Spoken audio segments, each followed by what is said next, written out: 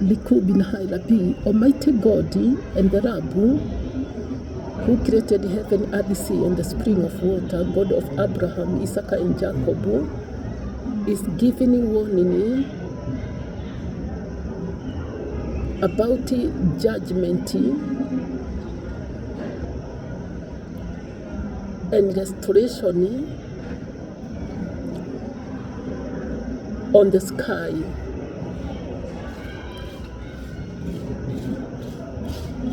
Fire, big cloud, and the blood.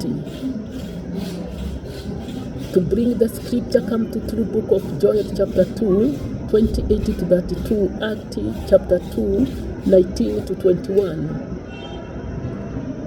Return back to your creator, Israel, Jerusalem, Jewish nations, tribal Israel, God, kings, parents, and children, and obey all what is commanding you to Butresia Mukune. Mukune is M-U-K-U-N-I. And walk by his righteousness over the sky. Drew number plus 254 70 340 34 74 plus 254 70 340 34 74 plus 254 70 340 34 74.